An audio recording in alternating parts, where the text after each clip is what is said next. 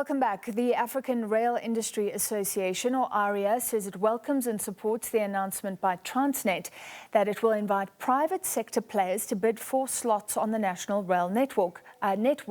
Transnet is the state-owned logistics firm, of course, that manages South Africa's rail system and our ports.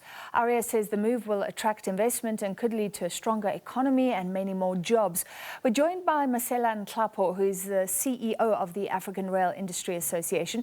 Mr. Nhlapo, thank you for being with us. A lot of retailers and companies we know in South Africa are using road transport because they have to, because of the state of the rail network. They don't want to, it's more expensive. Just tell us how you think the involvement of private players could be a game changer here. Good evening. Upon the President's announcement that third-party access will be, private sector will be allowed onto the core network, we initiated a study into the practical implementation of third-party access. With that study, we established that 30% of the general freight rail track is being used, and there is 70% that is available for private sector to tap into.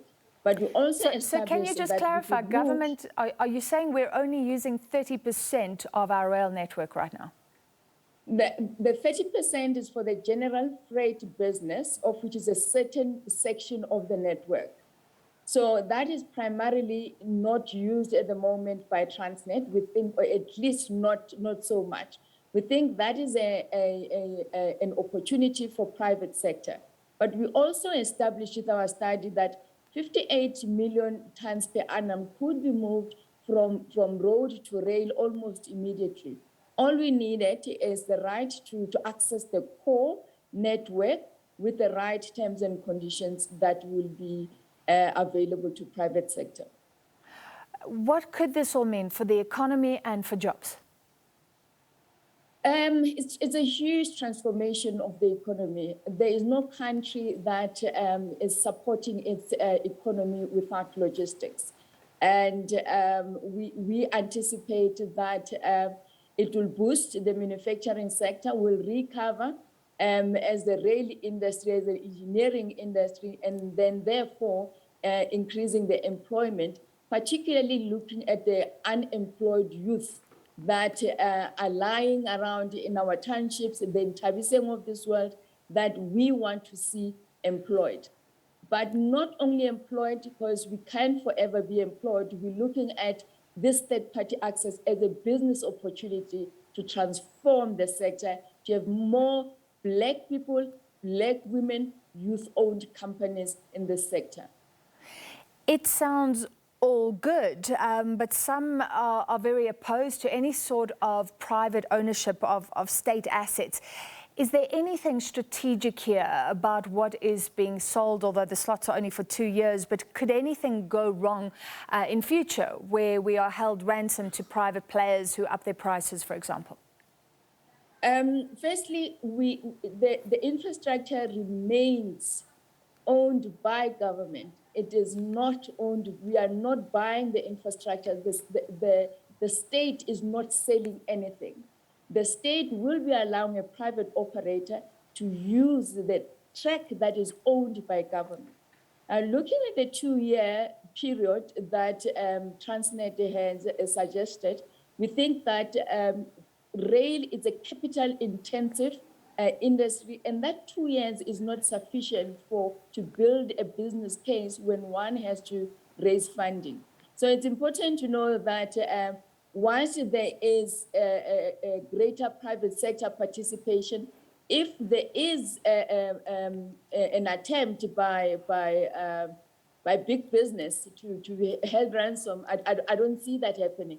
But what we see is that the transformation of the sector will bring in more players, they'll be more competitive, then we'll fully utilize the rail track that we have in the country, and then therefore, in some cases, also save our track from being vandalized. We think that underutilization of the track may cause the vandalism that we see currently. And this is an important issue, and it's part of the public versus private ownership debate. Do you think that private companies will have a greater incentive to do what needs to be done to protect the rail network that they are then hosting? We've looked at this situation before. Maybe there's not enough police to guard the tracks, but then you get private security guards. So they're not using taxpayer money, they're using their own company's funds. Will that mean they'll get the job done? The question is quite interesting because it seems like there's two sides, and there are no two sides. It's South African government and South African private sector, and the infrastructure that we're talking about is our infrastructure. So it's everybody's responsibility to ensure that this asset is protected by us and not leaving the communities. It's not up to the government or private sector, but the communities that actually benefit from the infrastructure. So it's everybody's responsibility to ensure that the infrastructure is protected. But I know for a fact that Transnet is working very hard to ensure that they're using all technologies available to them to ensure that the infrastructure is protected.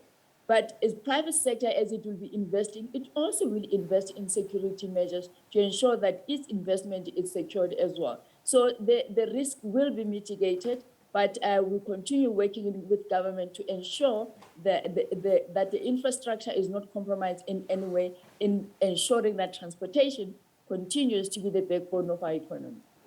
All right, thank you very much. Mesela Nhlapo, CEO of the African Rail Industry Association, saying this is a good idea. Transnet saying that some slots will be rented out effectively to the private sector.